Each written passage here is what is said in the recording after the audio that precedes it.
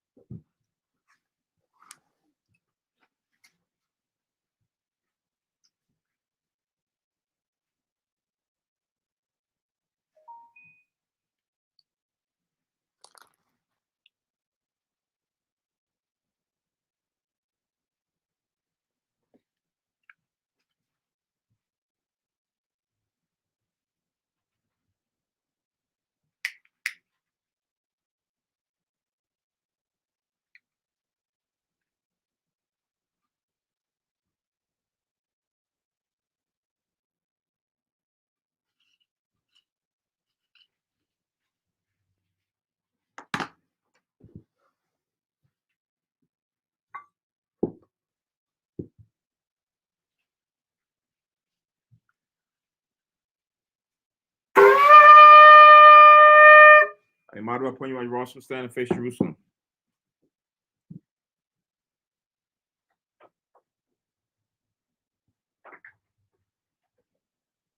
Blessing of the Feast of Tabernacles. Barakatah Yahweh, Ba'ashem Yahweh Shai, Asherah, Athalanawa, Hasakawath, Ba'shalawam, Thawada, Aman. Blessed are you, Yahweh, in the name of Yahweh Shai, that gives us the Feast of Tabernacles in peace. Thank you, so be it.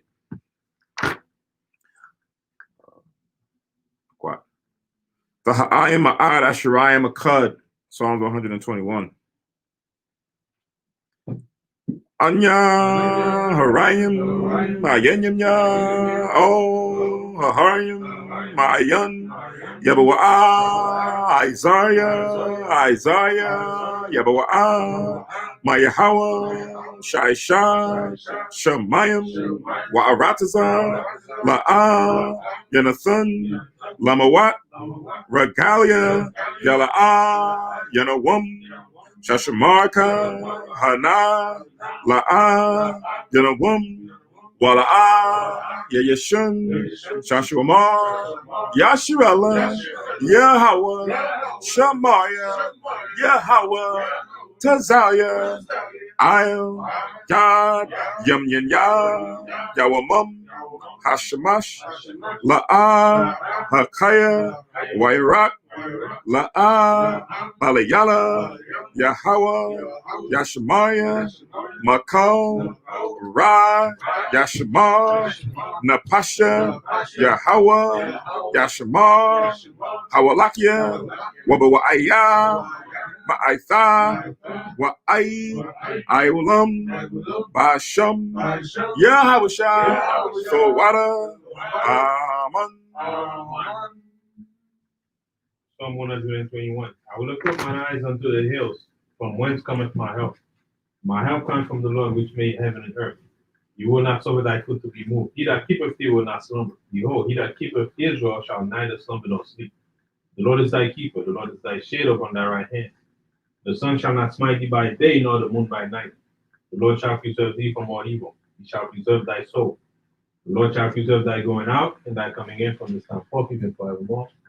Amen. Shema Yasharel, Hail Israel. Shema Yasharel, Yahweh, Allah Hayanawa, Yahweh, Akra, Shema Yasharel, Yahweh, Allah Hayanawa, Yahweh, Akra, Shema Yasharel, Yahweh, Allah Hayanawa, Yahweh, Akra. Deuteronomy 6:4. Hear, O Israel, the Lord our power is one Lord. Amen. Amen. To apply Yahweh, the Lord's Prayer. Abba Yanawa, Shema Shemayim, Kodash, Haya, Shamka, Yahweh, Malakwatha, Sabaa, Ratazawanka, Haya, Aisha, Ba'arataza, Ka, Bashamayim, Natalanawa, Lakam, Yawum, Za, Wasalakanawa, Kababathanawa, Kasalaknawa, Kababathanawa, Wala'a, Habiganawa, O, Messiah one, Abo, Hawashinawa, Mara, Kiyah, Laka, Hamalakwa, Waha'ala, Wahatha Parath, La'ewalam, Aman. Matthew 6 and 9. After this minute, therefore, pray ye, our Father which art in heaven, hallowed be thy name. Thy kingdom come, thy will be done in earth as it is in heaven. Give us this day our daily bread, and forgive us our debts, so we forgive our debtors. And lead us not into temptation, but deliver us from evil. For thine is the kingdom, and the power, and the glory forever. Amen. Ha'aishara Matazawaf, the Ten Commandments. La'ah, Yahaya, Lakah, Alahayim, Akarim, Al-Panya, La'ah, Thaisha, Lakah, Paso, Wala'ah, Thaibadam, La'ah, Thalakwaka, Shamwa, Yahweh, Alahayaka, Lashara, Zakar, Ath, Hayawum, Hashabath, Lakodashwa, Kabad, Abiakar, Wa Amaka, La'ah, Tharatzat, La'ah, Thana'ap, La'ah, Thaganab, La'ah, Thaina, Shakur, La'ah, Thakhamad, Ko, Ashra, Lara'ayaka, Aman. Exodus 20 and 2. I am the Lord thy Father, which have brought thee out of the land of Egypt, out of the house of bondage. Thou shalt have no other gods before me. Thou shalt not make unto thee any graven image or any likeness of anything that is in heaven above, or that is in the earth beneath, or that is in the water under the earth. Thou shalt not bow down thyself to them, nor serve them. For I, the Lord thy power, am a jealous Father, visiting the iniquity of the fathers upon the children unto the third and fourth generation of them that hate me, and showing mercy unto thousands of them that love me and keep my commandments.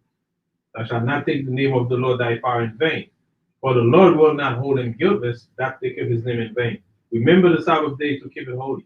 6 days shalt thou labor and do all thy work, but the seventh day is the Sabbath of the Lord thy power. In it thou shalt not do any work, thou nor thy son, nor thy daughter, thy manservant, nor thy maidservant, nor thy cattle, nor thy stranger that is within thy gates. For in 6 days the Lord made heaven and earth, the sea, and all that in them is, and rested the seventh day. Wherefore the Lord blessed the Sabbath day and hallowed it.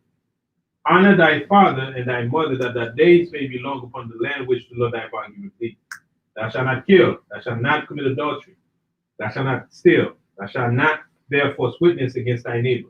Thou shalt not covet thy neighbor's house, thou shalt not covet thy neighbor's wife, nor his manservant, nor his maidservant, nor his ox, nor his ass, nor anything that is thy neighbor's. Amen. Aman. Shabbat, be seated.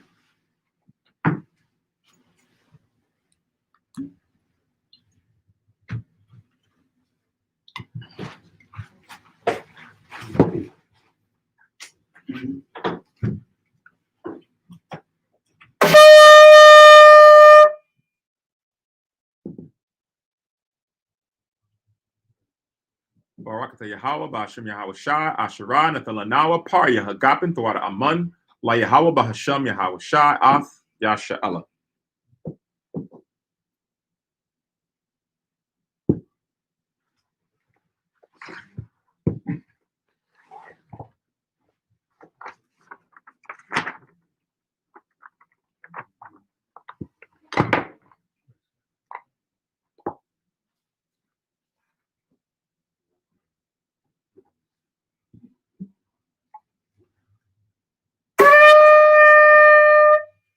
I might do upon you at Rawson stand and face Jerusalem.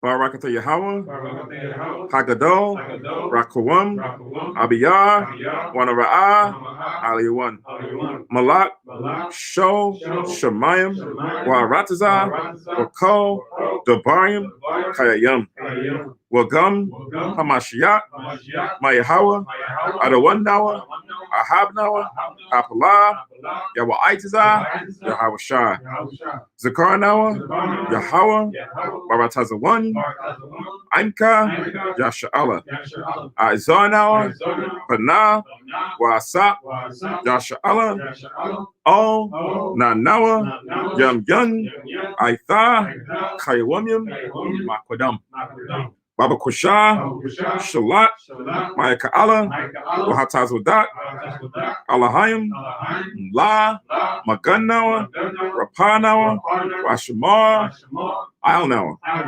Baikwar, Shalat, Harocha, Shon, Yahawashai, Lanawa, Lalamanawa, Rabiam, Kakaba, Tabawana, Wadaith, Shon, Dabarka, Bahasham, Yahawashai, Thawada, Thamyad, Raiwalam, Aman. English translation. Blessed are you, Yahweh, the great, merciful, mighty, terrible, most high power, King of heaven and earth, and all things living. And also the anointed from Yahweh, our Lord, our friend, the wonderful counselor, Yahweh Shai. Remember us, Yahweh, favorably, your people Israel. Help us build and gather Israel. Most high, we beg you, right now, like the days of old. Please send Michael and the righteous powers to protect us, heal us, and watch over us. Mainly send the spirit of Yahweh Shai to us to teach us much wisdom, knowledge, and understanding of thy word. In the name of Hamashiach Yahweh Shai, thank you always and forever. So be it. Blessed are you, Yahweh, in the name of Yahweh Shai that gives us the law. Barakatah Yahweh, Bahashem Yahweh Shai, Asherah, Nathalanawa, Hathawarah. Blessed are you, Yahweh, in the name of Yahweh Shai that gives to us light to see. Barakatah Yahweh, Bahashem Yahweh Shai, Asherah, Nathalanawa, War, Lara Awath. Blessed are you, Yahweh, in the name of Yahweh Shai that gives to us the rams who want to call the people. Barakatah Yahweh, Bahashem Yahweh Shai, Asherah, Nathalanawa, Koran, Ha'ayah, La Korah, Ha'ain. Shabbat. Be seated.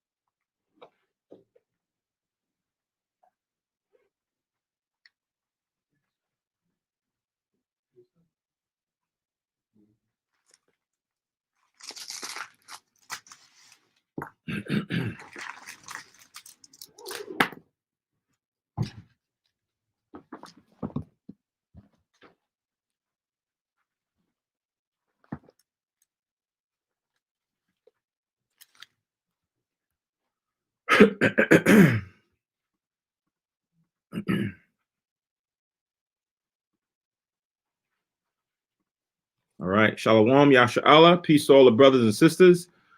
Happy Feast of the Tabernacles. This is the 8th day. Holy Convocation, where we're coming together to keep the Lord's service on his day. In the Hebrew, it's a Shar Hasakwath, or Tabernacles. So, this is, the last day of our 8-day feast. Most High's will, everybody was able to enjoy this this holy week. It's only really once out of each season that the Most High has a major holy day that He allows us to come worship in. Right, during the spring, the summer, the fall, and then the winter, we have major holy days. Spring with the Passover, the summer with the feast of first fruits or the Pentecost. Here in the fall or autumn, where we're keeping the Feast of the Tabernacles, right around the time where we also call it the ingatherings, at the gathering in of your crops in the end of the year, as it's stated in the book of Exodus. And then in the winter season with the Feast of the Rededication of the Altar, which is similar to how what we're going to keep here during the Tabernacle. So, the Most High has it where we always come together at least once a season. We know we come together once a week for the Sabbath, but for the high holy day where we come and we keep a major feast unto the Most High, He has that once every season. So, hopefully Most High's will, everyone was able to enjoy it, look forward to it, get some time away from work or just the normal cares of the world. Even if some were able to try to experience even dwelling in the tent. I know there's a few who tried or who did that. For those who are able to, no sweat. The Most High understands our intentions and our hearts. That's something that we can look forward to. If it be that we're here another year to keep the Feast of the Tabernacles in this captivity, as opposed to keeping it in our kingdom or in the glory of the Most High, we try again to kind of push further and be perfect like the Most High, as Yahweh Shah stated in the book of Matthew, the 5th chapter.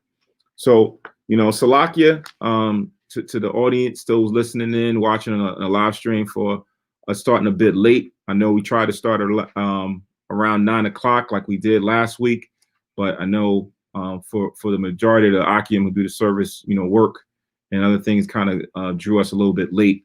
So, but with all that being said, we're here.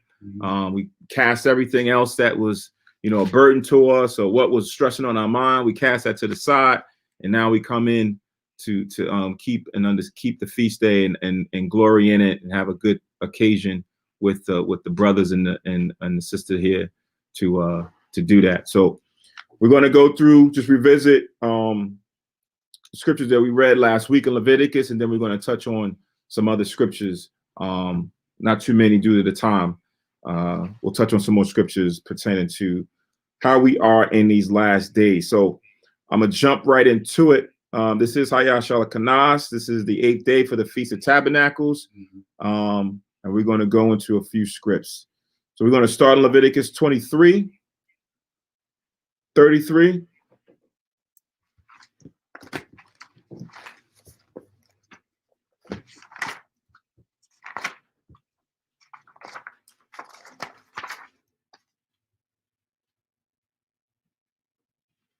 So this should be just a recap of what Kahan Nabiyah went through during the opening, but just to put things in perspective. So this is Leviticus 23 and 33.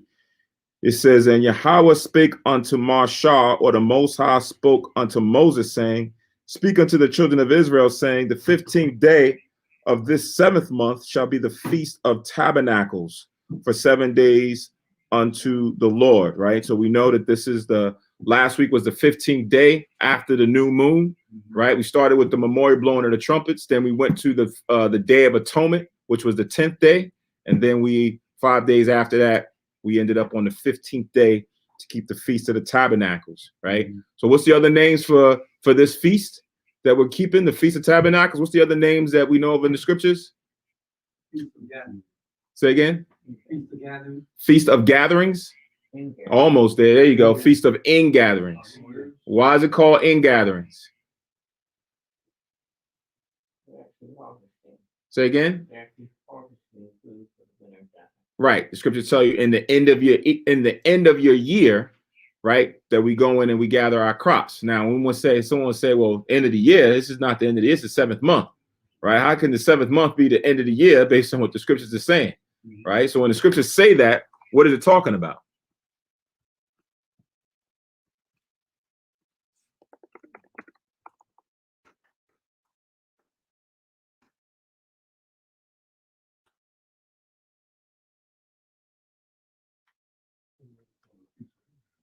right? So if you don't know what that is, just go real quick. Exodus 23:16. Exodus 23:16.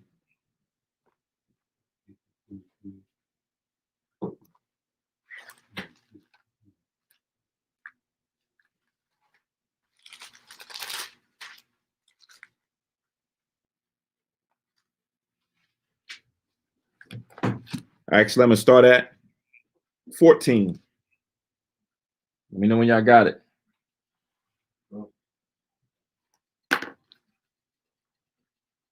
Waiting on Gabar. Khan, you got it? All right. So it says in Exodus 23:14, 3 times thou shalt keep a feast unto me in the year. So we know we read this before last week in Deuteronomy 16. But now this is Exodus 23 stating the same thing. Verse 15, thou shalt keep the feast of unleavened bread, which is also known as the what? Passover. Feast of unleavened bread is the Passover, right?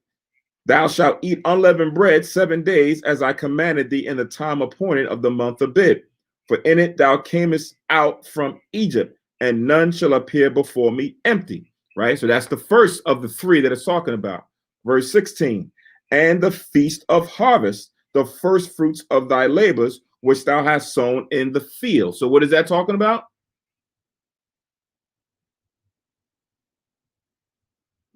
What's the name? What holy day is that? Feast of first fruit, also known as the what?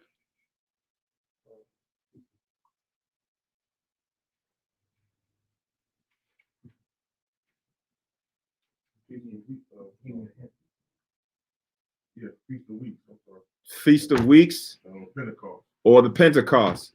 And I think his other one says the Feast of the 7 weeks, right? So again, these is as we about to come up on this to the so-called holiday season, right? What do you call it?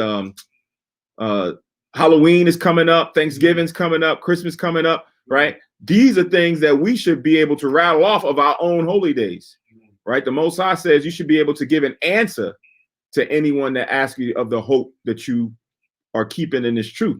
So we should now be able, have been in here for a while, got a lot of notes, got a lot of pads or things on our phones. This is like basic culture stuff that we should be able to retain, right? So that's the 2. Then it says, and the feast of ingathering. So now what's the other word for this feast? The Feast of Tabernacles, right? Or the Feast of Booths, right? Or the Feast of the Tents, right? Dwelling in your tents, right? But now here it calls it the Feast of Ingathering. Now watch what it says, which is in the end of the year, when thou hast gathered in the laborers out of the field. So what is it talking about when it says in the end of the year? End of the harvest year, right? Because it specifies that in the verse. It says, which is in the end of the year, when this is the time when the year ends, thou hast gathered in the laborers out of the field. So at the end of the harvest, that's when you now go gather in your crops. So when the winter comes in, you have something filled up in your storehouse, right? So this is what also is representative of what this feast is supposed to also symbolize.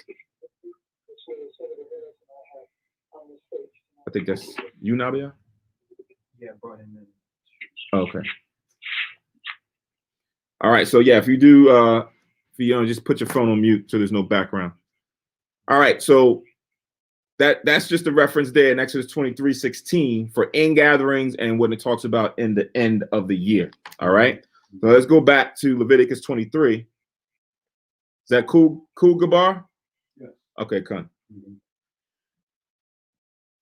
So Leviticus 23, back to Leviticus 23, and I'm going to reread 34.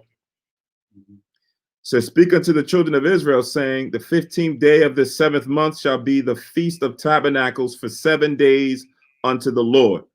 On the first day shall be an holy convocation, and ye shall do no servile work therein, right? Holy, meaning understanding to put a difference between the unclean and clean on this day, right? So there's certain provisions and certain statutes that dictate, what things are allowed and permissible to be attended and brought in on the holy day and what things are not, right? So that's why it says it's a holy convocation, and then no servile work, meaning if you are now able in this captivity to not have to go to work for hire on these feast days, then you are obligated to do that.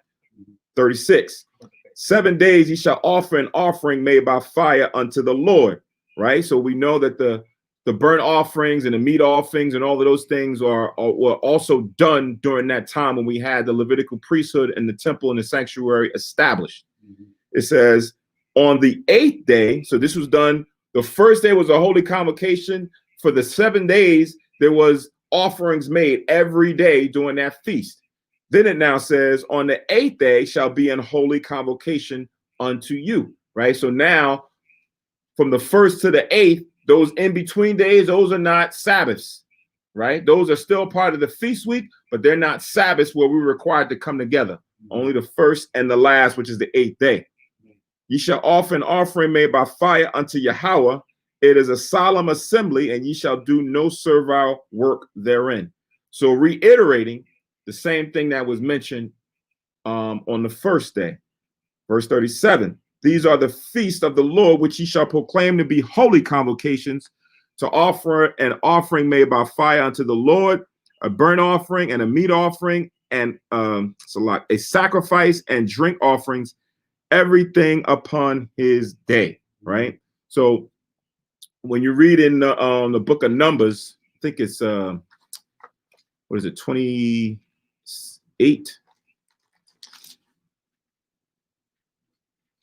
I think it's 28 from not 29.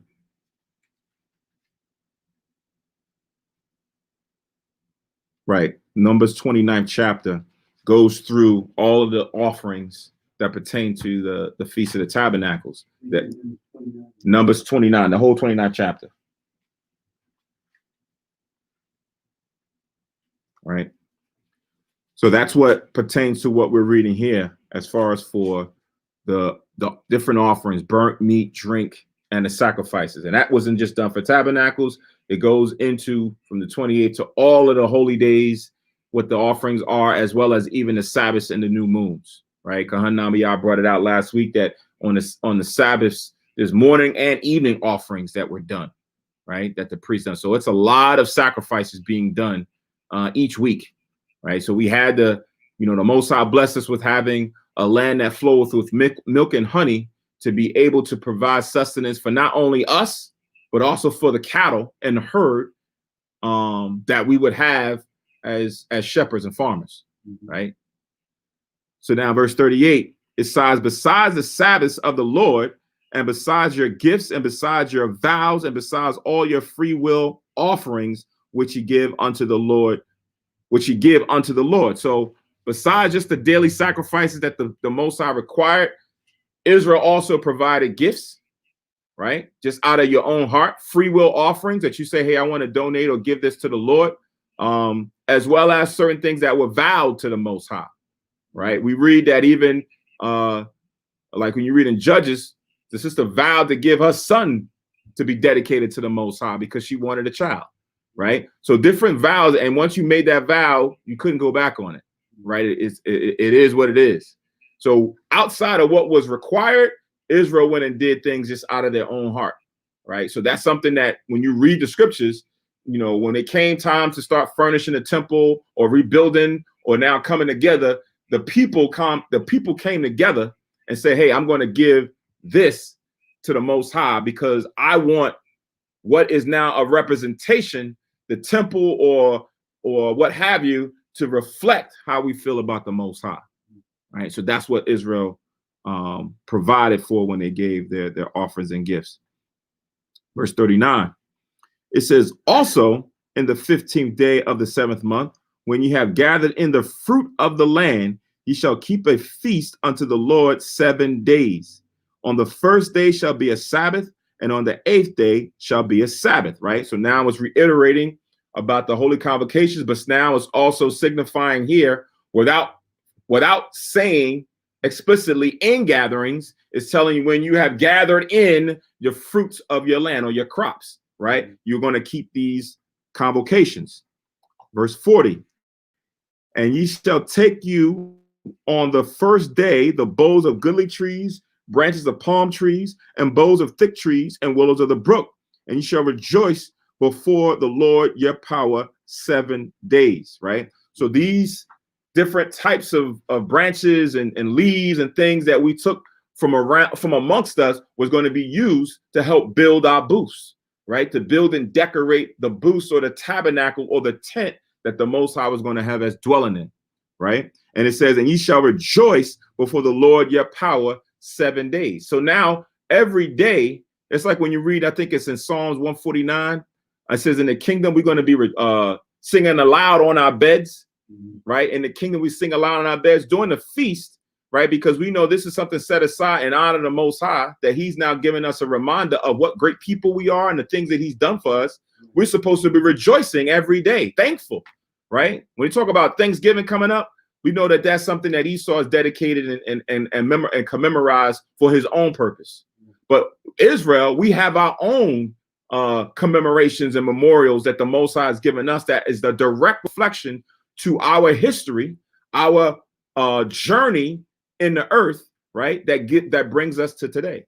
So we should be happy that we have that, and not so much happy that we just have it, but happy that we know it, because a majority of the people don't know this, right? Majority of the people are still searching to find this truth. They're still searching to find the Most High, still searching to find Christ. Where it is, here it is. We have now a direct insight into the Most High and Yahushua to go into their rest, into their bosom, to see what righteousness looks like. So we have to be thankful for that during his feast week, right? We shouldn't. I know sometimes it's a little difficult. That's why dwelling in the flesh, going through our day-to-day, because sometimes weighing on us, right? If you got to work, if we was in the kingdom, we wouldn't be working most likely during this 8-day period. But now when you're here in captivity, you're going to work, your mind is on this, you got to make pickups, you got somebody complaining about this, I got meetings, you got a lot of things going on that's kind of taking your mind off of this at hand, right? And thinking of better ways to serve and rejoice in the Most High. So that's why it's a fight. That's why it's really a disciplined action to stay grounded and stay rooted, to not allow the cares of the world to pull you so far away, right? Because once you're pulled so far away, guess what can happen? The cares of the world, like Yahushua gave the parable, the cares of something, it could come up and choke you, right? It can come up and take your mind somewhere else. Someone comes with some quick rich scheme or some new doctrine, or hey, I got this idea, and you start entertaining it and you're going heavy into it, and then you're gone, right? So we always got to remember to come back and rejoice in the things that the Most High has given us, mainly this truth, right? Verse 41, and ye shall keep it a feast unto the Lord 7 days in the year. It shall be a statute forever in your generations. Ye shall celebrate it in the 7th month, right? So again, it's reiterating, like we stated, that these are holy days that's to be kept throughout generations, not generations that we were just in our homeland, but throughout generations, period, right? Captivity or otherwise. Verse 42, ye shall dwell in booths 7 days. All that are Israelites born shall dwell in booths, right? So now we were supposed to dwell in tents. This is a how many day feast? 8 days, right? The scriptures say for the first 7 days, we dwell in booths, right? So that meant on the 8th day, we came out the booth, right? We came out the tent, right? It says again, ye shall dwell in booths 7 days. All that are Israelites born shall dwell in booths. Why? Verse 43, that your generations may know that I made the children of Israel to dwell in booths. So this was like a forced way for the Most High to make Israel not forget their humble upbringings, right? So the Lord says, I'm going to make you every year dwell in booths for 7 days, so you don't forget what happened to your ancestors when he came out of Egypt, right? Came out of Egypt, you dwelt in where? The wilderness. How many years was we in the wilderness? 40 years wandering around in the wilderness, dwelling in booths, right? In tabernacles or tents, right? It says, when I brought them up out of the land of Egypt, I am Yahweh, your power. And Moses declared unto the children of Israel the feast of the Lord, right? So we're in the 8th day now. This is the day where we've come out of our booths, right? Which would almost be symbolic of us coming out of the wilderness, us coming out of those nomadic temples and tents and things that we dwelt in during the time when we was in the wilderness. The 8th day is almost symbolic to us now coming into our homeland or coming into our rest, right? That's what we're waiting for right now, to come out of this wilderness, because this is like another wilderness, and then to go into the Most High's rest, right? Go to matter of fact, first go to the book of John 7. I'm sorry, Luke 7. Luke 7.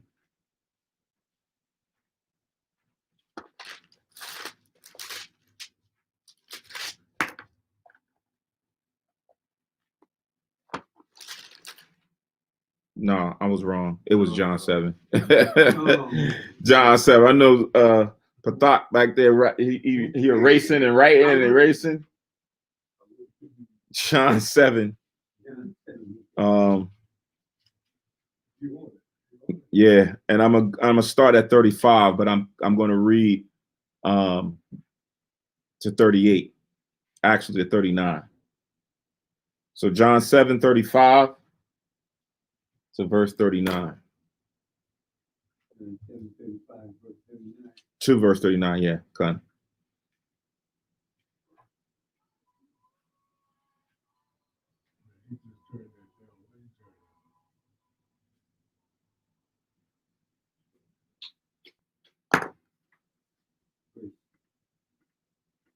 $7:37 to $39. 7:35 to 39.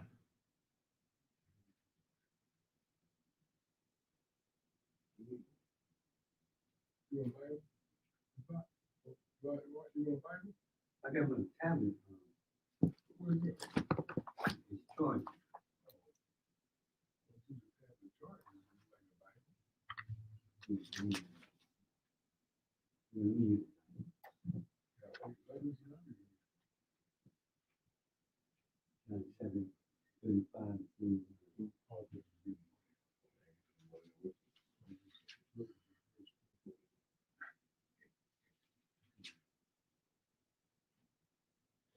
All right, so this is John 7:35. It says, Then said the Jews among themselves, Whither will he go that we shall not find him?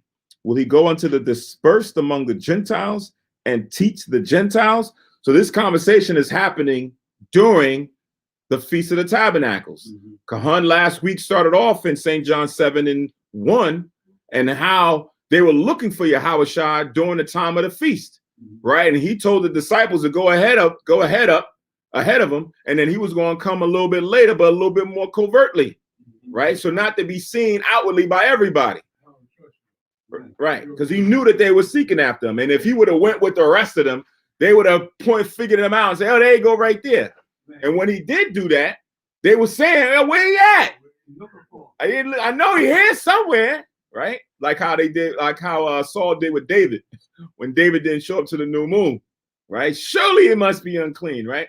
So this was going on, and then Yahushua began to have dialogue with the disciples, and this is one of the things that he had during that period, during the Feast of the Tabernacles, that he was going to lead, and they questioned whether he was going to go to the heathen and teach Israel that was amongst them, that was in a Gentile frame of mind. That's what this verse is meaning or symbolizing. I'm gonna read it again. Then said the Jews among themselves, Whither will he go that we shall not find him? And will he go unto the dispersed among the Gentiles and teach the Gentiles? What manner of saying is this that he said, Ye shall seek me and shall not find me, and where I am, thither ye cannot come, right? So this question, like, what are y'all talking about? Why y'all stumbling at this, what I'm talking about? Verse 37, in the last day, that great day of the feast, right? So here it is.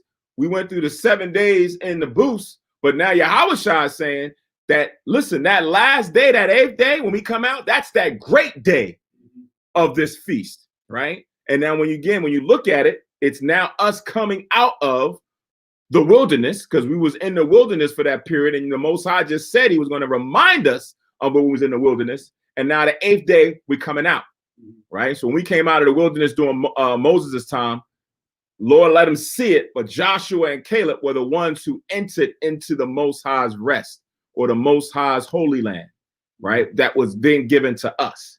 So this is now what Yahushua is signifying as it pertains to the 8th day for the Feast of Tabernacles. Read it again.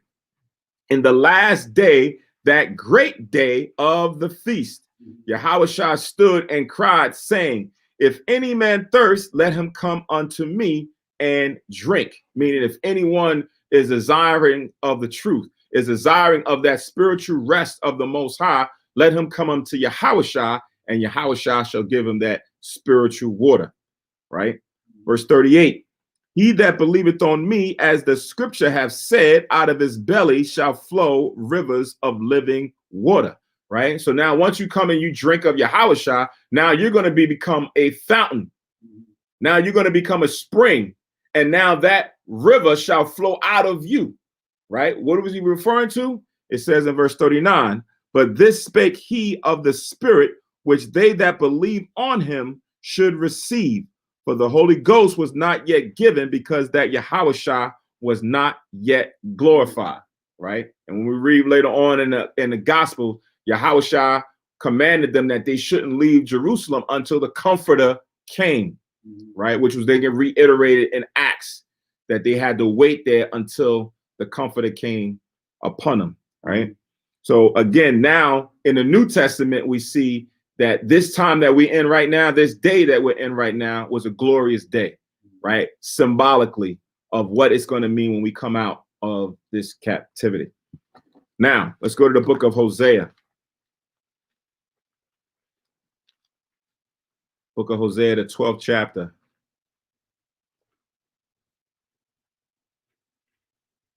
Actually, before we go to Salak, before we go to Hosea, let's go to First Esdras. We're going to come back to Hosea.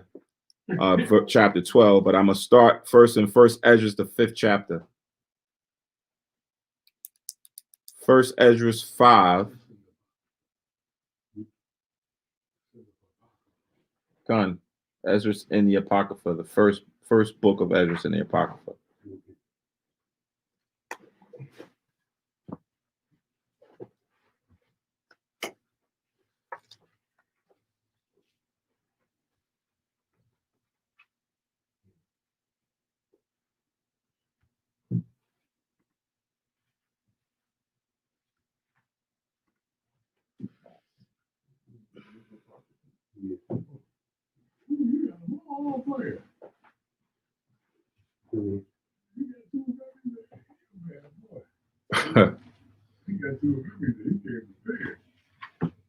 All right, so this is First Esdras in the Apocrypha, chapter 5, and I'm gonna start at verse 41, and I'm gonna read down till about 50, 52.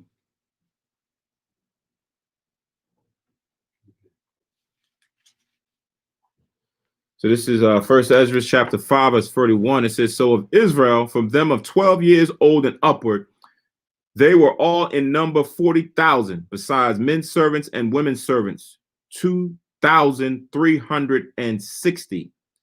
Their men servants and handmaids were 7,347. The singing men and singing women, 245.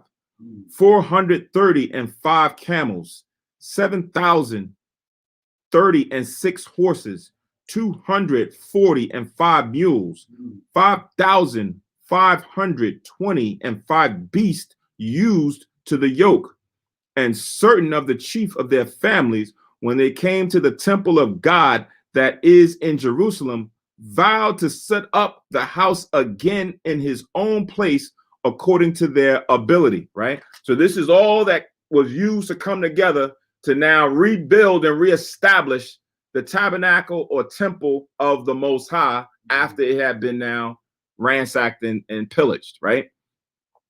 It says, verse 45, and to give into the holy treasury of the works 1,000 pounds of gold, 5,000 of silver, and 100 priestly vestments, right? Or the garments that the priests were going to wear in doing the service for the Most High, right? So now, again, this is now Israel coming together to dedicate certain things to now the rebuilding of the house or tabernacle of the Lord. And we see now gold and silver, and then also some went and created and did the priestly garments that the Most High had ordained for them to wear.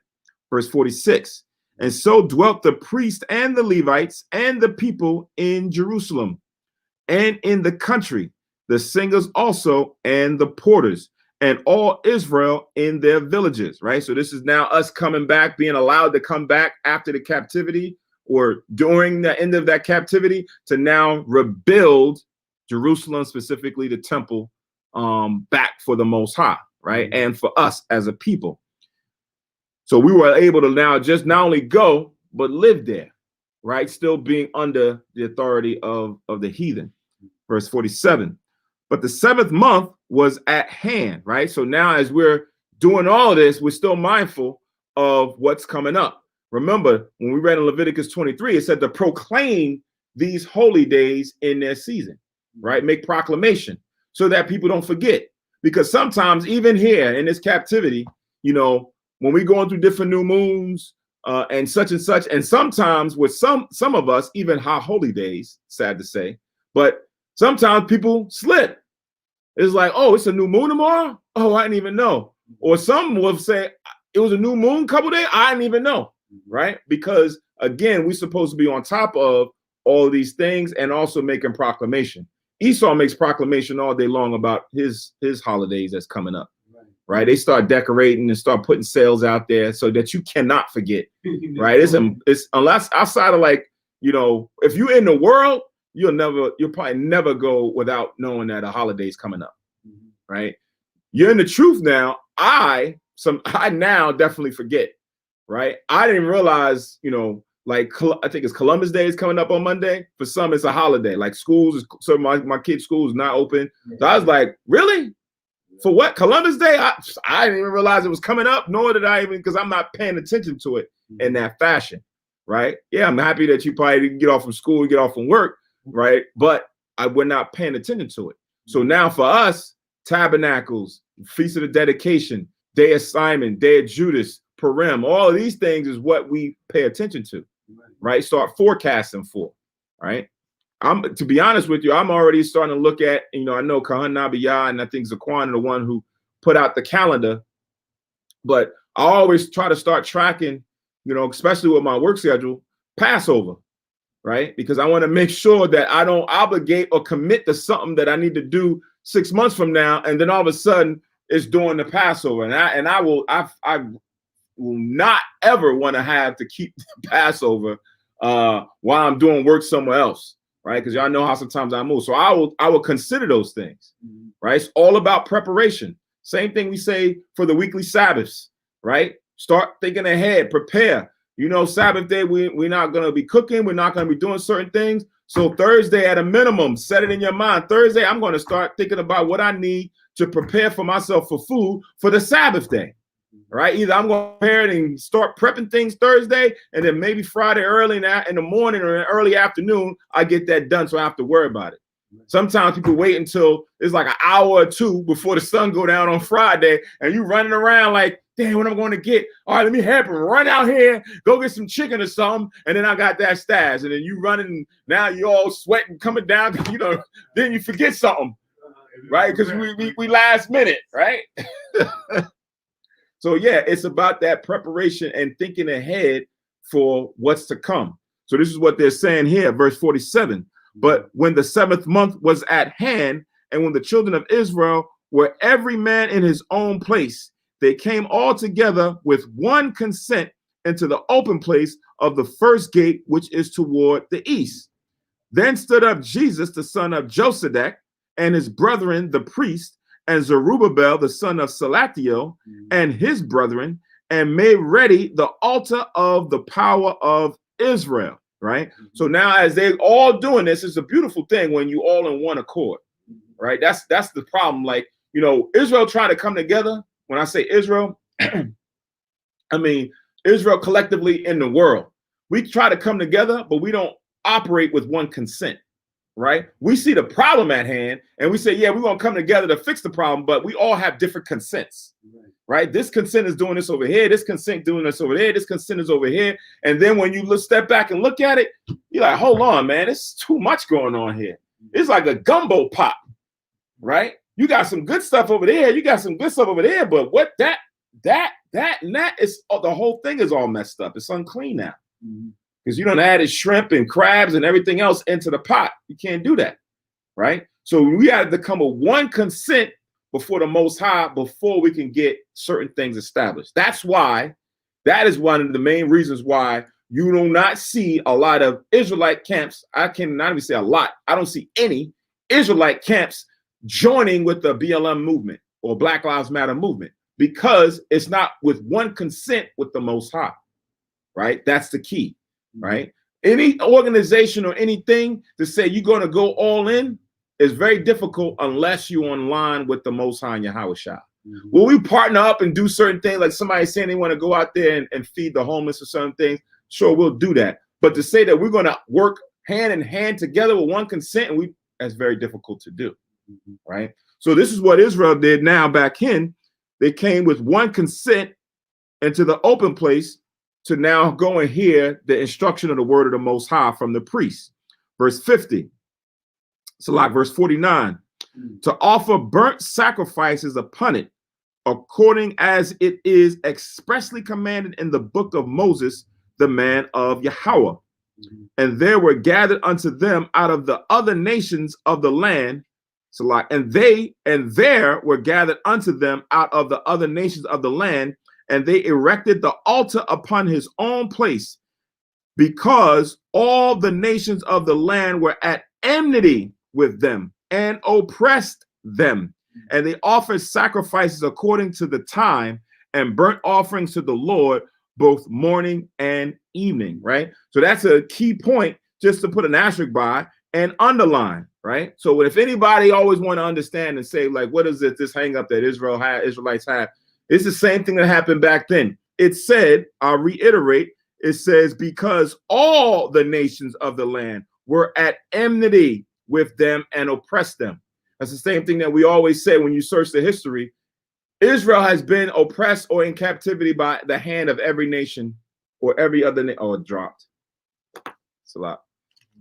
Matter of fact, I had my my phone on too. Israel has been oppressed or under the hand of captivity by every nation that's on the planet. So no one can say that they're without fault or without cause for the punishment that's going to come from the Most High. So just me 1 second. Should be real quick. Welcome and thank you.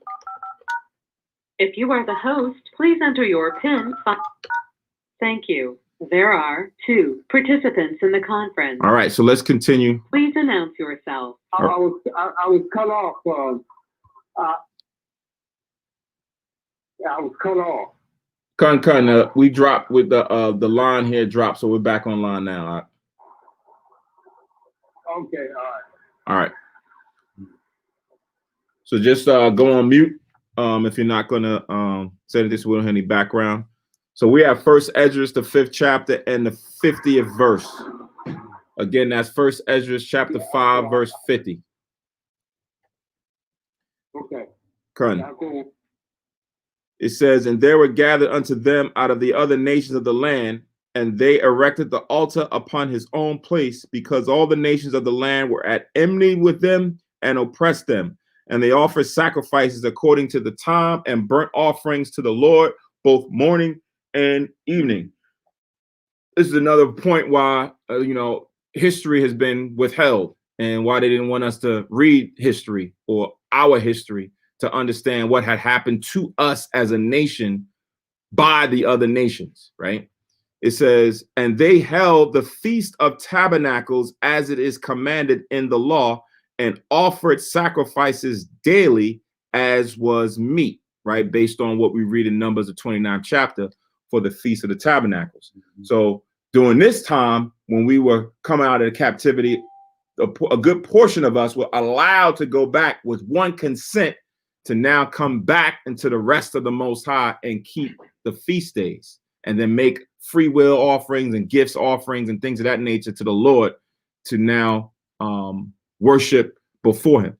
It says in verse 52, and after that, the continual oblations and the sacrifice of the Sabbaths and of the new moons and of all holy feasts. And all they that had made any vow to Yahweh began to offer sacrifices to Yahweh from the first day of the 7th month, although the temple of the Lord was not yet built, right? So here it is that they came together without the temple not fully being now erected again or rebuilt. They still had the altar and still offered up the sacrifices to the Most High, everything according to how it was written in the law of Moses, or the law given to us by Moses from the Most High, right? So as we read in Leviticus 23, when it talked about gifts, free will offers, and vows, it's reiterating the same thing here, that after we did that, that the continual oblations and everything else, what we normally kept, then people went back to doing the same thing that we always do, free will offerings and vows and things that we dedicated to the Most High. So that's something that was always a part of Israel, right? You always have that. You know what? You're stopping at the store someday and you see something, you're like, yo, that'd be cool to give to the school, or that'd be cool to dedicate and provide to the Most High, right? It doesn't always have to be monetary. It could be just something, you know what, we need new candlestick holders or something like that, you know, or incense burners. Maybe you know, I'm out somewhere, I see it, you know what, I'm going to get that and provide that to the school. That's the intent behind it, right? Good money is good, but also you could just go and give something else. It could be something small, it could be something great. The Lord knows your intentions. As long as you have that in mind, or had the Most High in mind, that's the key. And that's what is being shown here that they did during back then during that time. All right. So now let's go to Hosea chapter 12 now.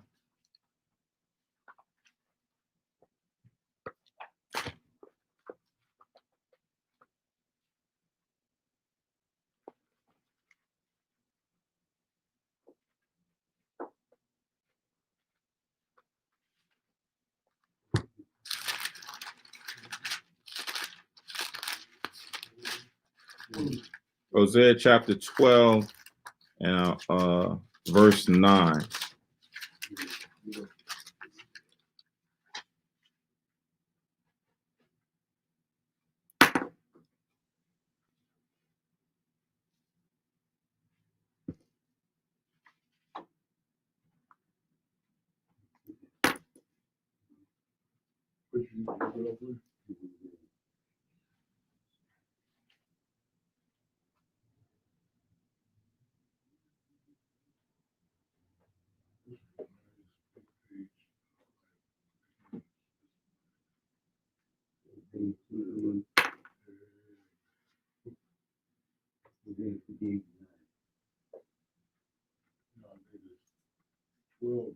Hosea 12 and 9. Hosea 12 and 9.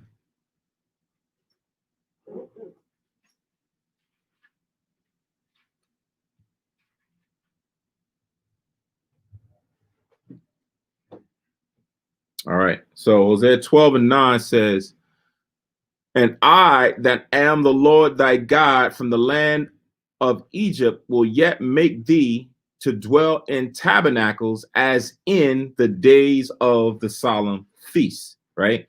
So when you read this chapter, the Most High is chastising and getting on northern tribe, Ephraim specifically, but it also carries over to Israel as a whole, right? The Most High, when we were brought in captivities, it's a reminder of, you know, when the Most High took us out of Egypt and was purging us in the wilderness, he forced us to dwell in tents.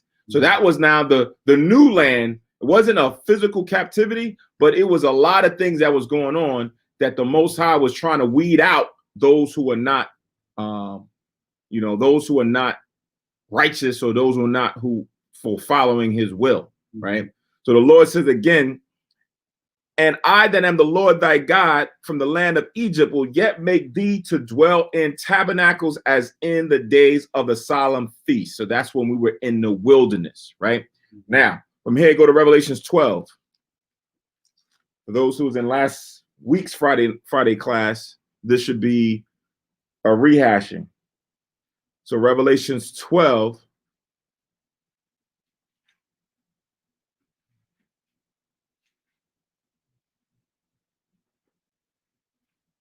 Revelations 12 and 6.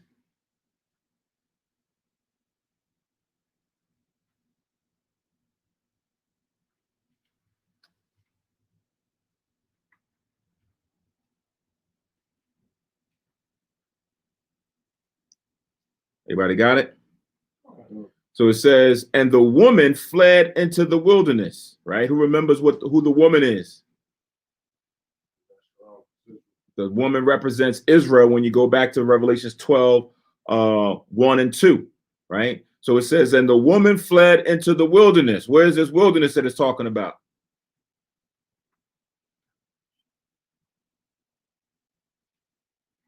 America, right? So now this is John the Revelator seeing the vision that Yahushua is showing him, that the woman Israel was now going to go into the wilderness known as America in the last days. As the verse continues, says, where she had a place prepared of God, meaning the Most High had already mapped this out, that this was going to be the place, the last place of our captivity. This was going to be one of the last wildernesses as a whole, where all Israel, all nations would come and dwell, right? It says again, where she has a place prepared of God, that they should feed her there 1,260 days, talking about the real bulk of the 350 years that we would be all collectively in hardcore bondage under Esau, right? Under Edom. That's where it says that they should feed her there. The they is talking about our oppressor, Edom, right? Go to Deuteronomy 28:48. It's a good precept to link with this. Deuteronomy 28:48.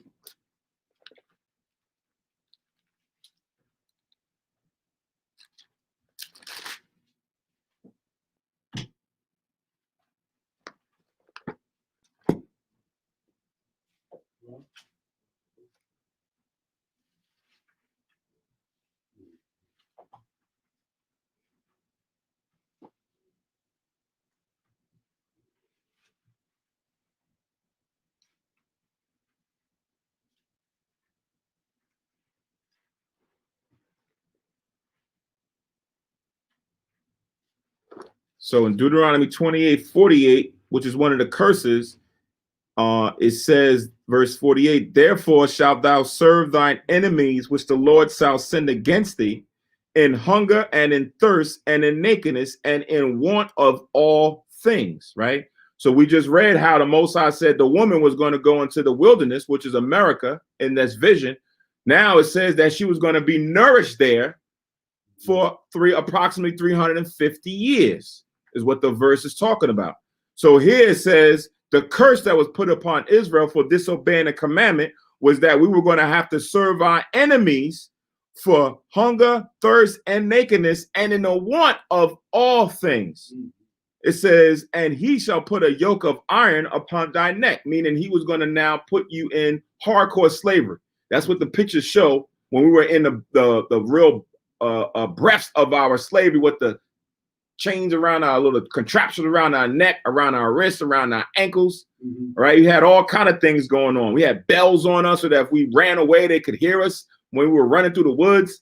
Had all kind of things to put a yoke of iron upon our neck, right? To kind of break us, right? And that's what Esau did back then during that time, was to break us. The same thing they're doing right now, right? To break your manhood, to emasculate you, right? And only different what was going on then. Now what happens is men are being emasculated, and women now are being given the opportunity to stand up as a man. Anything a man can do, I can do, right? I should get the same pay. I can do the same job. I can do the same thing. So it sounds good, but over time, what happens is you know, without really considering and thinking about what this whole feminist and equality thing now does, it makes women look down on men. It makes them think that they don't need men, right? And I always say, yeah, let you be in a house and a robber or an intruder or something break in that house, right? Then women revert right back to that role of the man is the man, and woman is the woman, right? Go get him, right? You expecting that's the role that the man should take hold of, the protector, right? To go and do such and such. Where, you know, it'd be funny if that really happened and some man was like, babe, you said you go handle it. You go take care of that. She's gonna look at you like, what are you know, and it's gonna be a problem. But again, for advancement and to get certain accolades and positions, it works, right? That whole thought process works. And again, the Most High put that spirit in there because he said that he was going to make a woman to compass a man, meaning not just in workforce, but in society, where that's why we say it's easier for a sister, so-called black sister, to get a job than a so-called black brother to get that same job, right? They're gonna pass because they're not as threatening as the black man is. Not to say that the woman is not, but it's just on a spectrum. They now look at us in a different light. So here, going back to this, the Most High now is letting us know that for everything that we have, while we're being nourished, we would have to now rely on our oppressors for food, shelter, clothing, right? Even for the lies that we've been told, when you go to religion, you go to education, you go to economics, right? All of that is being spoon-fed to us by our enemies until the Most High then says, you know what? I'm going to wake you up and then allow you now to see the true economy. I'm going to allow you to see the true religious practice that the Most High, or principles that the Most High wants us to follow. So all of this is now us coming back to our true identity, right? So now let's go back to Revelations,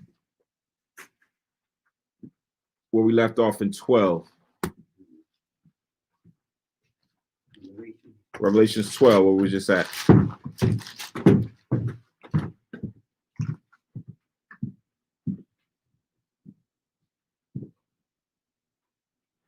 So 12:6 again, it says, and the woman fled into the wilderness, right? And the reason why I'm going here, because remember when we first kept the Feast of the Tabernacles, we were in the wilderness, right? We were not in our rest of the homeland yet, where she had a place prepared of the Most High that they should feed her there 1,203 days.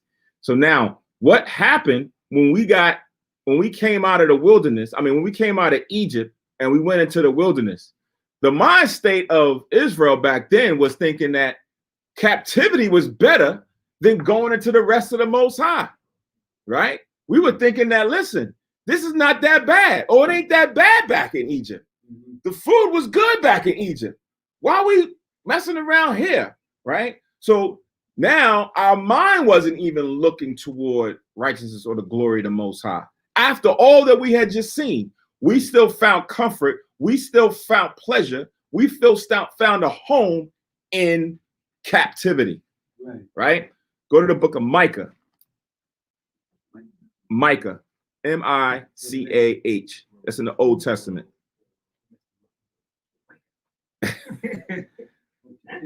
The book of Micah. Say again. Who was the verse before Micah? Revelation 12:6. Okay. You already had that. I just stayed in 6. Now we're going to the book of Micah. Micah.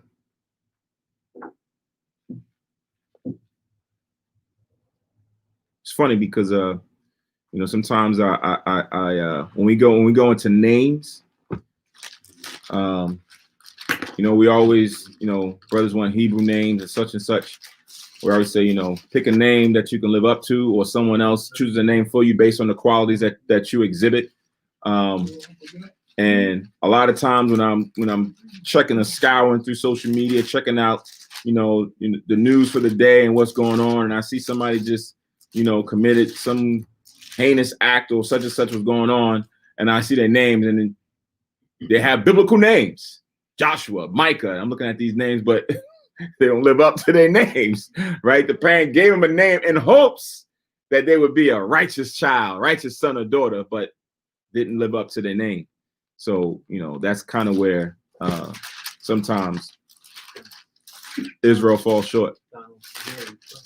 Who's that, Michael? What? Micah, the 2nd chapter and the 10th verse.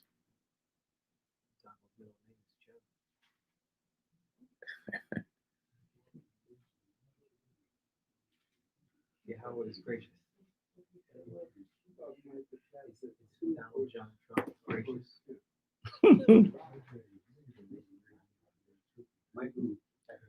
Micah chapter 2 and verse 10, right? So this is now to go against that mentality and that spirit that Israel had back then, coming out of Egypt into the wilderness, and the same thing that now has happened here in this last captivity, now being able to be comfortable here because of, as I should say, drinking the Kool-Aid, right? It says in Micah chapter 2, verse 10, arise ye and depart, for this is not your rest, right? The rest is supposed to be symbolic of what? The kingdom of the Most High, the righteousness of the Most High, right? When we got into the homeland of the Most High, that's what the Most High even said in the Old Testament, that he wasn't going to allow certain people to enter into his rest, speaking into his promised land. So here in the wilderness, as what was shown to John the Revelator, now the prophet Micah says, arise ye and depart, for this is not your rest. This is not the place where we were promised to be. This is this failover, the stopover in the wilderness because of our sin, right? But if you are thinking that this is, you know, a good place to live out and you know, have generations upon generations upon generations of kids, and you got it wrong, right? It says, arise ye and depart, for this is not your rest, because it is polluted. It shall destroy you, even with a sore destruction, right? Meaning that while you're living in this wilderness, there's so many different temptations and seductions and deceitful things to draw you in, right? To not only just keep you, but to entice you to think that making a covenant with death is a good thing, right? The Most High said that Israel would make a covenant or an agreement with death, to choose death, meaning to choose sin, that sin is pleasurable. Sin is a good thing. There's nothing wrong with me going and doing this on this. There's nothing wrong with me feeding them this food, even though it's unclean. There's nothing wrong with it. In our minds here, we think that this is something that is good. But the Most High, who's the measure, who's the bar, and Yahushua said that that's not. I don't want you to follow that. I don't want you to accept the world because it is polluted, right? It's like looking, when you pour water out the faucet, right? Yahushua said, if any man thirst, come and drink of me. It's like being in Flint. You open up the water and you see the water's all brown. You don't want to drink that. It's polluted. It's defiled. But people subconsciously or unconsciously, I should say, don't realize that that's what they drinking. Polluted, dirty water that's coming from the world. Whereas Yahushua got that clean water. He's like, listen, if you really want some water, come over here. I'll give you some water. Everybody like, nah, I think I'm good. I think I'm good. My water is good. And now you on the outside looking in like, what are you talking about? Look at the glass. You can't even see through it. It's like some messed up iced tea or something. What are you doing? It's all dark and polluted. So that's the same thing spiritually what's going on in the wilderness, that this is polluted. We got to come up out of it mentally, right? We have to look at it for what it is and saying, oh, I see the water and it's polluted. I don't want that water. I want to drink this water, right? No, that doesn't even make sense for me to want to go and participate or do that. I think I'm going to come and participate in this. So you're coming up out of all those things that we learned growing up in society from a child, adolescent to an adult, and saying, you know what? I'm arising out of that. I've elevated, right? When we say Kum Yasharella, rise Israel. Israel right now is dead in the streets, spiritually dead, laying flat on the ground and the head of all the corners, right? We now got to rise up and say, you know what? I'm coming up out of this, because they want you to stay flat. They want you to be laid out. in the streets mentally. And these bones That was Kum Yasharella, me. Hmm? That was Kum Yasharella. Kum Yasharella, Raz Israel. Kum Raz Yasharella is Israel. So Kum Yasharella can take on, you know, many expressions for depending on the situation. But the literal translation is Raz Israel. Oh, cool. QAM.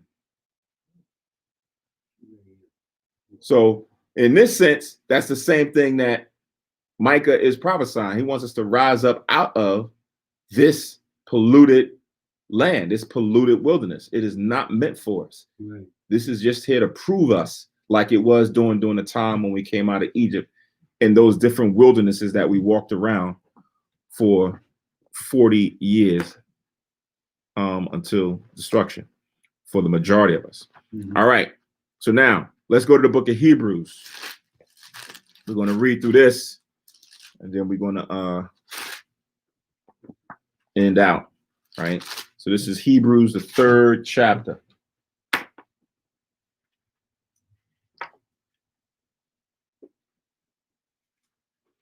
Hebrews, the 3rd chapter, verse 1.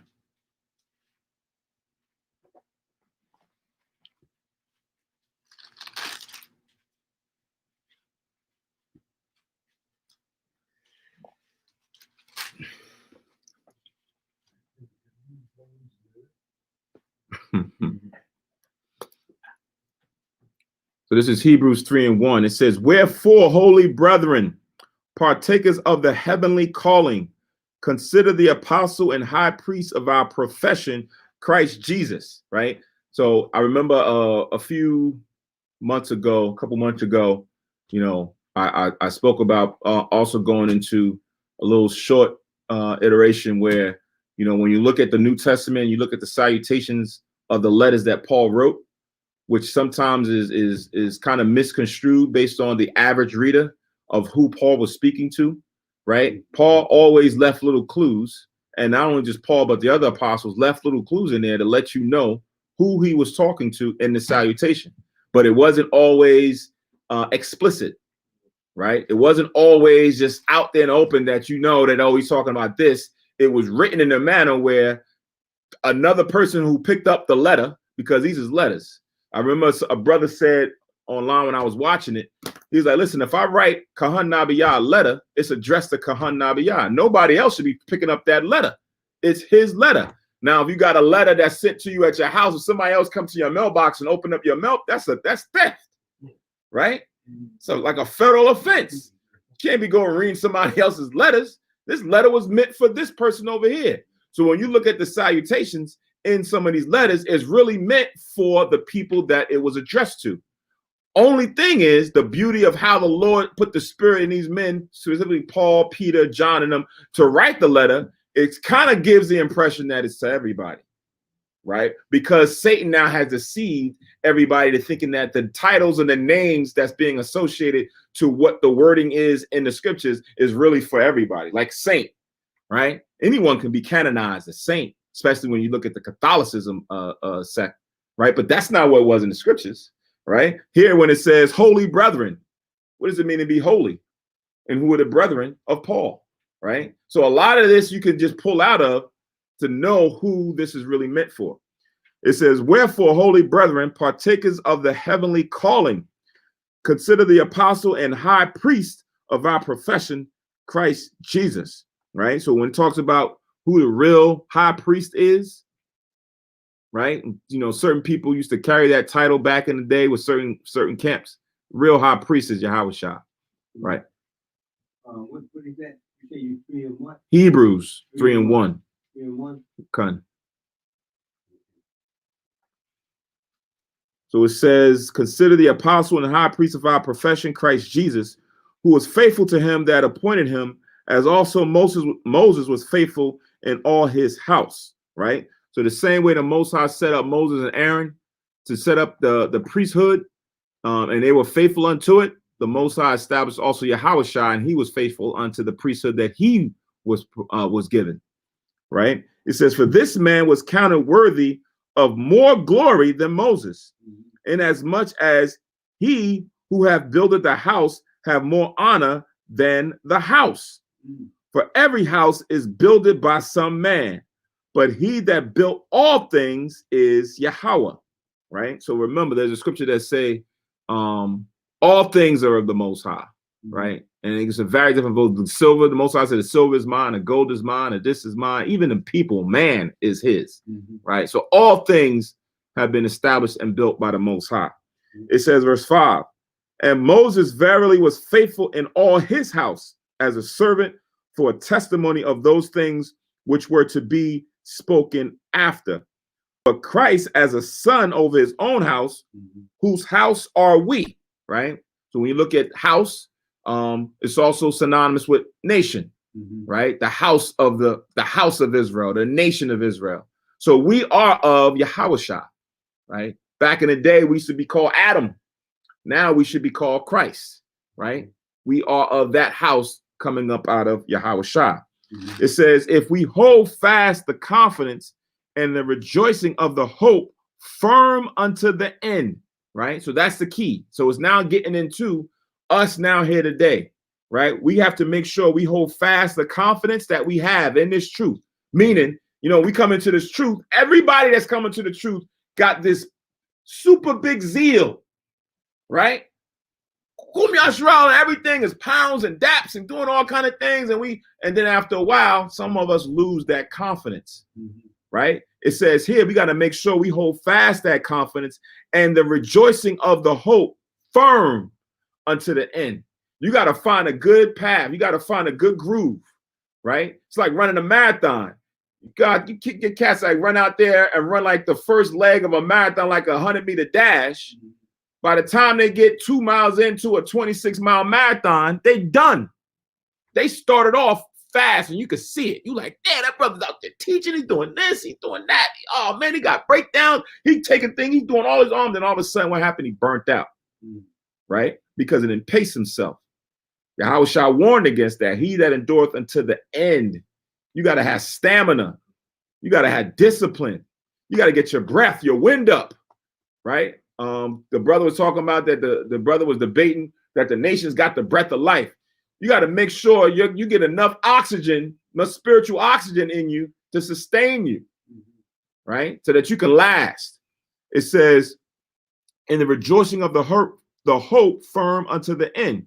Wherefore, as the Holy Ghost saith, today, if you will hear his voice, harden not your hearts as in the provocation, in the day of temptation in the wilderness, when your fathers tempted me, proved me, and saw my works 40 years, right? So when it says that the fathers, our forefathers that came out, the men and the women that came out during that time, that walked out of Egypt, the adults, the parents, they proved the Most High, tempted him 40 years. Meaning every chance, this is what we're going to eat? This you brought us out here to do this? They was complaining to Moses, but they was really complaining to the Most High. 40 years, that's what Israel did. So now it's the same thing here in this wilderness. It says, make sure no one hardens their hearts like they did when we came out of Egypt. 2/3 of us, our hearts are already hardened, right? The majority of the world of Israel is already hardened their hearts, right? It's more that's now in the world that's in the truth, right? The Most High is still plucking or fishing them out, or us out of the world to come into this truth.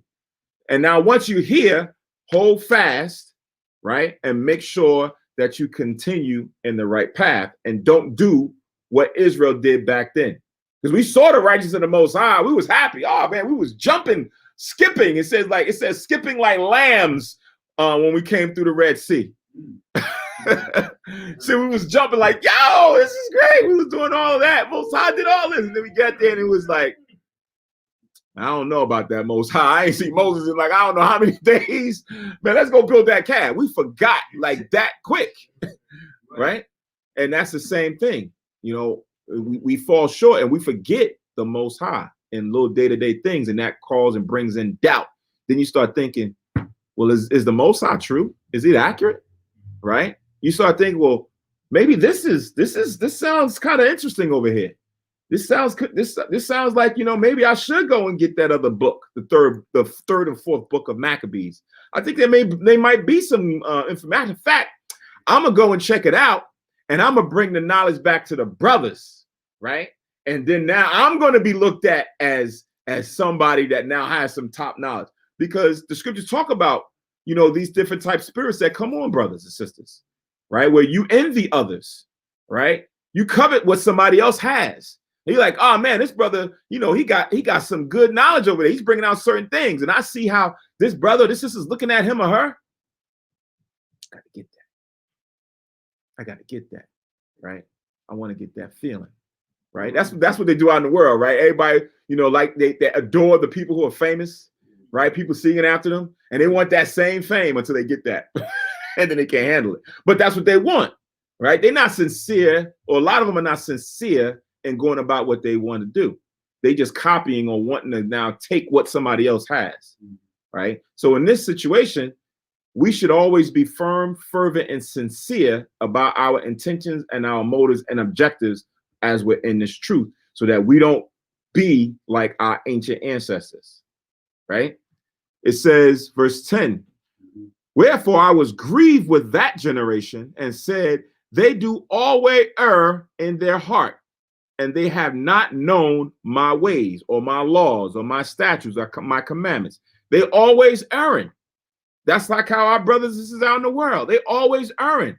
Why can't it be everybody? Well, my Sabbath is this. Well, who said I can't eat that? Well, listen, that was back then. I can do what I want now. I can dress. That's kind of what is now happening. That spirit comes back in the regeneration. They're always erring out there when you turn on the YouTube and you're hearing the worldly and godly professions about what God is and how Christ thinks. It says, verse 11, so I swear in my wrath and the Most High's anger, when men or women have that spirit, the Lord says, you know what? They shall not enter into my rest, right? Just like we read in Micah 2 and 10, right? Depart ye, for this is not your rest, it is polluted. If you're going to leave the wilderness that's polluted, where are you supposed to go? Right. To the Most High's rest, because this ain't the rest. We're looking to go to the Most High's rest, which is in his bosom, which is in the kingdom, which is where righteousness is, where he's going to change our minds and our bodies and our hearts. That's where we want to go, but majority of us do always err. And we say we want to stay right back where we was at in Egypt. And we want, like in ancient Egypt, we wanted to stay there. In modern Egypt, people want to stay here, right? Well, how do you go to the golden calf? Uh-huh. It said, you know, who made them think about the golden calf? Who made them think about the golden calf? They thought about it themselves, because remember, while they was in Egypt, that's what they saw. That's like right now. In this Egypt, in this modern day Egypt, we see the cross, we see Caesar Borgia, we see Buddha, we see all different kind of things, right? And these things have been here for a long period of time. So now it's ingrained in our minds. So you go somewhere, it becomes subconscious that you now seek these things. You got some people, when they go into like a situation, Caesar Borgia pops in the brain. Or for the northern tribes, they grab and they clutch their rosary beads. Some of them have it on their windshield visor, right? Where it's always there. They got a mantle. So these things are now ingrained in your mind. So wherever you go, it's there. What do you think is good enough? They think it's good luck. They think it's their defense. They feel that is now, you know, a ritual of worship to go and follow after man-made objects. So the Lord said, don't think like how they thought. Don't look to seek after worldly and man-made things to find your defense or your comfort. The Most High is our comfort. He's our defense. That's what we're going to look to. Right. Gabar. And verse 11, where he swear that they're not going into his rest, was he talking about the promised land, or was he talking about eternal life? Yeah. Back then, it was the promised land. Because that was the rest. It was talking about the land, because the Lord said, even Moses, he was not going to be able to enter into his rest, right? Which at that time was talking about the land of Israel. He couldn't go. He couldn't go. He could see it. The Lord allowed him to go up on the mount, see it, but not go and enter in. He couldn't enter. Right. Now, turn over to Joshua. Exactly. Joshua and Caleb. To now Gabar's point, now when we read it here in the New Testament, this is mainly not just talking about the land, right? It's not just talking about just going back to the land of Israel, because remember, what did Yahushua say about the kingdom of heaven? He said it don't come with what? Observation, right? Moses went and observed the land of Israel to say, okay, yeah, that's the land that we're supposed to be going to. Right. But Yahushua, remember, the New Testament now makes things or puts things on a higher level. So Yahushua said, look, the kingdom of heaven, the rest of the Most High don't come with observation that you just see it physically. Like it's, oh, they go to the border right there, I see it. Oh, look at the mountain, I see it. I seen the Most High's rest. No, now it's in your heart, it's in your spirit, it's in your mind. It's the law, it's the commandments, it's the statutes, it's the first let's say the fruits of the spirit. Couldn't get it out. I have first fruits on my mind, but it's the fruits of the spirit. Those things is what you now need to see in your mind, in your heart, right? If you don't see those things, you are not going to physically go into the land, right? You're going to have to come through childbearing.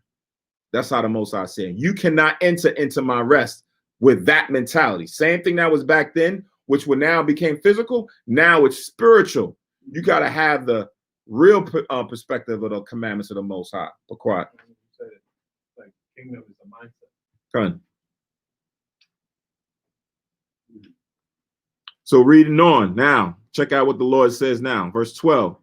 Take heed, brethren, lest there be in any of you an evil heart of unbelief in departing from the living power. Right?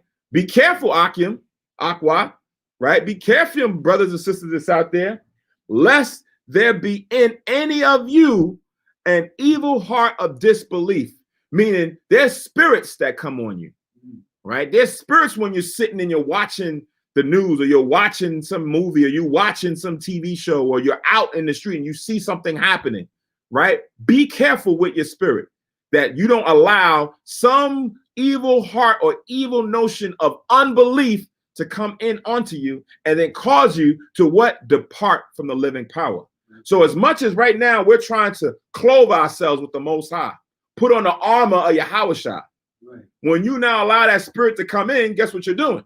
You're taking it off, right? You're now making yourself naked before the Most High, right? Where we're supposed to be clothed up, girded up, top to bottom. By now taking these spirits of unbelief, and you taking that one, and you taking that one, you taking that one, and maybe this is good and this is good. And the Lord is looking like, what is this person putting on? It's now really causing you to take off all your righteous spiritual apparel, and you putting on something that's wicked. Now it's just causing you to be bare and naked, right? It says again, take heed, brethren, lest there be in any of you an evil heart of unbelief in departing from the living power, but exhort one another daily while it is called today, lest any of you be hardened through the deceitfulness of sin, right? So realizing that every one of us goes through bouts of, we stumble and we'll fall on certain things here and there, right? It happens. It's going to happen. But the guidance here is to say, but exhort one another daily, right? Meaning we now push each other. We watch each other. We are brothers and sisters keeper. So we make sure that we checking the spirit and the zone out, that somebody ain't talking about something that's going to have them go way left, that allow some type of sin to creep in. Yahushua always warned us about making sure that that leaven ain't there, like how the Pharisees and the Sadducees had. So we always got to be careful and mindful of each other. It's a beautiful thing that even we got our little group chats where we now can text out different things here and there throughout the day. Brothers checking, posting a video, posting a saying, a scripture, what have you. It now puts your mind back in line with the Most High and Yahushua, because a whole bunch of other stuff is going on. But quiet. And that's why I said take heed, because it's easy. Yep. When you least expect it, if you're not mindful of what's happening, you leave your mind just like out there like that, you can easily get gotten like that. Yep. Even from what we listen to, people we choose to listen to, you got to be careful we even listen. Whatever you listen to is pretty much, your brain is kind of like the womb. Yeah. It's kind of like the womb, and anybody that's telling words is just like a sperm that they kick into your brain. And before you know it, you birth something that you never thought that you would, Yep. you would think you would think would happen. Right. And then when you turn around, Right. It's done. And then we like, yo, what happened to that brother? Or where that brother at? What happened to that sister? I tried to talk to him, man. He just the deceitfulness of sin crept in there, caused doubt, caused them to consider, and then they go. Oh, just on what Kahan said, it makes me think of James. James chapter 1.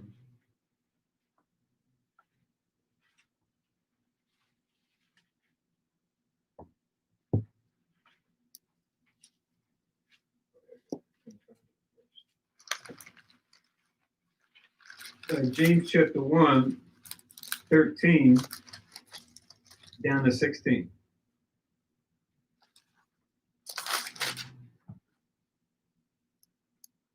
Come. James chapter 1, verse 13, it reads, let no man say when he is tempted, I am tempted of God. For God cannot be tempted with evil, neither tempteth he any man. 14. Every man is tempted when he is drawn away of his own lust and enticed. 15. Then when lust hath conceived, it bringeth forth sin. And sin, when it is finished, bringeth forth death. 16. Do not err, my beloved brother. You said that right there. The brain is like a womb. Right? When you're talking to people, right? Think of it like it's like intercourse. Right? It's like intercourse. And they shooting at your brain. Next thing you know, you catch one. And then once you accept somebody's idea, before you know it, you start acting. That's birth. Right? You birth sin. Come. We need to go to that abortion clinic more often. Stop going to the other one. So back in Hebrews 3, we have verse 14 now. It says, for we are made partakers of Christ if we hold the beginning of our confidence steadfast unto the end, right? So again, it's just reiterating on what we read back in verse 6, to make sure we find that happy medium of reverting back to that zeal and that confidence that we had when we first came in the beginning of our calling. It says, verse 15, while it is said today, if you will hear his voice, harden not your hearts as in the provocation, right? So it's kind of rehashing what was said back in the Old Testament, pertaining to what Israel did coming out, and now reflective of what it means now today with Yahushua, as we now are looking to enter into the bosom of the Most High, which is the rest. Again, it says in verse 15, while it is said today, if you will hear his voice, harden not your hearts as in the provocation. For some, when they had heard, did provoke. Howbeit, not all that came out of Egypt by Moses. But with whom was he grieved 40 years? Was it not with them that had sinned, whose carcasses fell in the wilderness? And to whom sware he that they should not enter into his rest, but to whom them that believe not, right? So it's just reminding of the Lord didn't allow the majority of Israel to come into the land of Israel that came out. It's going to be the same thing today, right? The Lord is going to allow their carcasses to fall and drop right here in this wilderness, like it was done back then. It says, verse 19, so we see that they could not enter in because of unbelief. So if there was any doubt why the Lord allowed all of them to drop in the wilderness, because even after they saw all that the Most High had done, they didn't believe. They didn't firmly believe. They enjoyed the sight of what was being shown, right, but they didn't believe. It's like the Pharisees and them. If you be the Christ, show me, do something. As if even if Yahushua did, that they would have believed it, even if he did something, some miracle or something, they would have still not believed. All the miracles that Yahushua was doing, all the teaching that he did, they still didn't believe. So it's the same thing with Israel back then coming out of Egypt. After seeing the miracles of the Most High by using Aaron and Moses, they wouldn't have believed. That same people, those same generations of people are here today, right? So we see why the Most High says 2/3 got to go, or 2/3 going to fall, because they had to fall 40 years in the wilderness. And we've been here 350 years. So it's been a longer period now of the Most High putting us in this wilderness. Before it was just 40 years. This is 300, actually more than 350 years. It was 350 hardcore bondage. Right. Now we've coming out and they're just taking the shackles off, but it's spiritually and mentally there. Still got that. Still got it. And now it's easy to control. It's like a dog or an animal, right? You could train them, but you got to train them with the leash on. You got to train them hitting them and beating them. After a while, you don't need a leash. You need to say, hey, walk, and they'll walk. Sit, and they'll sit. Whereas the first time, you got to beat them to get them to sit. Pop the back. Listen, sit down. They're like, all right, yeah. Right? They know what that command mean now. Right. And they act right. So Israel has now fallen in line with that here in America, where they've fallen the one that the Most High has put over us, and they following it. Now, when the Lord come and say, okay, cool, I brought you here. Now is the time to come back to me. Mm-hmm. I think I got it better over here. That's that same mentality. That's the mentality. Yeah, I like Caesar better. Not knowing what that image of Caesar boy there has done, I like him better. Mm-hmm. Right. So that's the warning, that's the guidance for us now as we continue coming into the last day of the Feast of Tabernacles, looking to enter into the rest of the bosom or the sanctuary of the Most High, to make sure that we do what? It says, hold that confidence steadfast until the end, right? Don't let nothing deter that, right? You got your job, you want to do something over here, you got business, that's cool. But don't let anything deter the steadfastness of our confidence in this truth. Right. And also the reason why we follow whatever they tell us is because they really treat us like dogs. They don't teach us laws. So that's why we behave like dogs, and we kind of like it, right? When the Most High said, okay, now you gotta follow me, we hate laws because Esau don't teach us the law. Right. Subsequently, Esau, treated us like dogs, but treated the dog better than us. They treat the animals better than us, right? But that's why this is not our rest.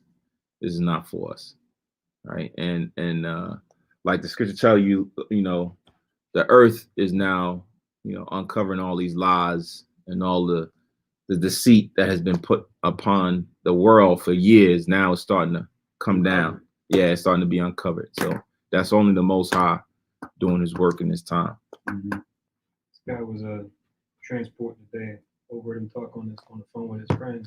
He does like music production, Mm-hmm. that kind of stuff. And then towards the end of our ride, he was playing some stuff on social media. We were talking about stuff going on. He was playing some Proud Boy footage, saying, yeah, we're gonna round up, we're gonna get the guys together, Biden wins, we're going to war.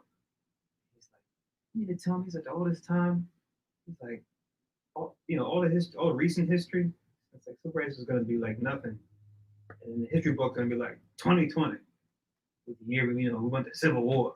He's like, man, I'm trying to do my thing, man. I'm trying to, get my grind. I'm like, I don't got no time for Civil War, man. Right.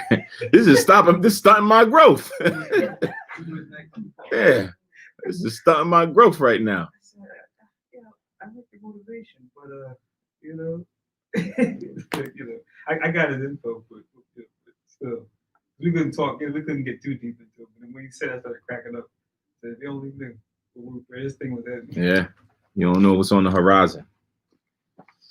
It was like cramping his style, It's such an Israel thing for him to do. Yeah. Because anytime you see Israel throughout history, they need to think back to like Carthage. Like, yeah, they almost took out the Romans, but you look at how they would deal in North Africa. They were doing business. Yeah. They were trading with the whole Mediterranean, had the whole thing hooked up. purple, the sea, and these fabrics, this, that, and the third. That was like what they were known for. People would come there and they would come to their markets. And go, oh, wow. That's always like been our thing. Even for wicked, Trade. Israel's always like, yo, let's get this money. Yeah. And let's trade as opposed to Esau. They want to conquer and kill and then It's interesting. I was just about to watch this. It's interesting you bring it up. I was just about to watch a documentary about why didn't Carthage win against the Romans. I think I still have it teed up on one of my tabs to check it out. So it's interesting that you bring it up. All right. So with that, we're going to close out today's closing of the Feast of Tabernacles service. Again, Ashar Chag Sakawath, or Happy Feast of Tabernacles. It's the 8th day, the last day, the great day that Yahushua mentioned in John the 7th chapter. So again, if you are able to enjoy it with no servile work and have a good feast, go and cook us certain good things and enjoying the day, by all means, please do that. If you do have to work due to circumstances in captivity, but just always try to consider, have earphones, try to listen to certain things that put you in the mind state of the holy day and or Israel in itself, something educational, something to kind of teach you and enlighten you, enhance your knowledge in its truth. It's always good to do, which will help benefit the rest of the body or the rest of the church. All right. So again, Kum Yasharala, Raz Israel, happy feast day. Again, happy Feast of the Tabernacles. And we're going to do up the closing prayers, bless the food, and then have a little feast and enjoy the remainder of the day. All right. Shalom. Shalom. Shalom.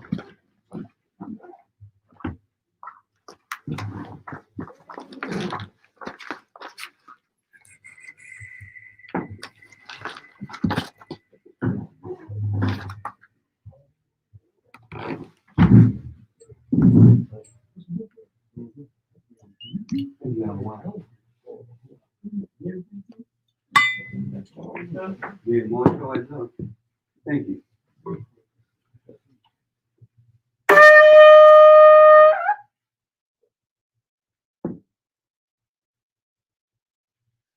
Barakatah Yahweh, Bahashem Yahweh Shai, Asherah, Natalanawa, Parya, Hagab, and Thawada Amun, La Yahweh, Bahashem Yahweh Shai, Ath, Yasha Allah.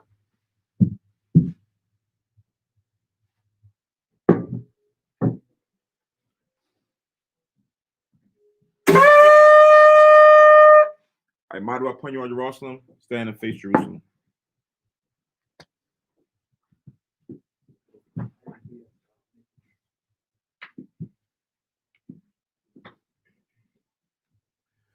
Yahweh, Ba'ashem, Yahweh Shai, Babakushah, Shemai, Lanawa, Aitha, Yum Yun, Aitha, Shalak, Mayaka Allah, Waha Allahayim, Tazadakim, La, Shemal Ayel, Barak, Rapah, Magun, Wakazayak, Banya, Yasharala, Washalak, Lanawa, Rabiim, Kakama, Rabiim, Da'aith, Rabiim, Bayana, Rabiim, Sabalungba, Rabiim, Amawan, Rabiim, Aqua, Rabiim, Ahabiim, Rabiim, Haganah, Rakhanaya, Wasalak, Ko, Kata Ayamnawa, Laha Akim, Wa Akiwa, Wayasha Allah, Thum Yad, Wa Iwalam, Basham, Yahawashai,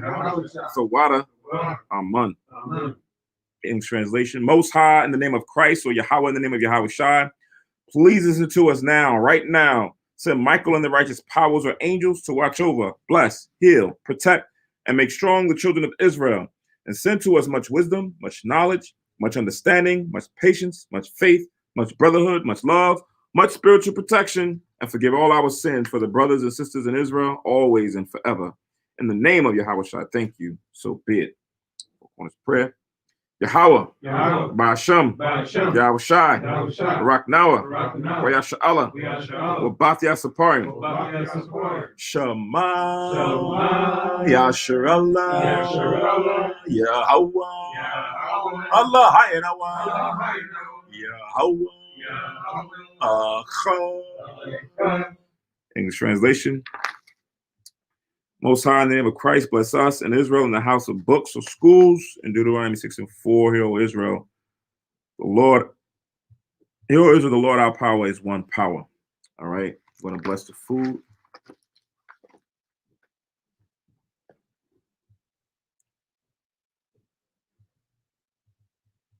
All right.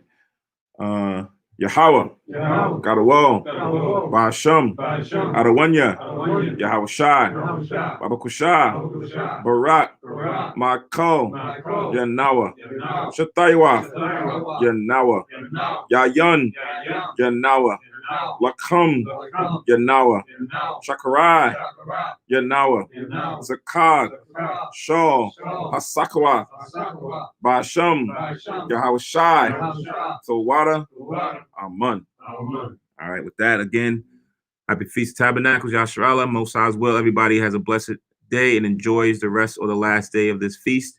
The Lord's will, we're here to see each other during the Friday night class as well as the Sabbath day for the service. Again, Shalom. Shalom.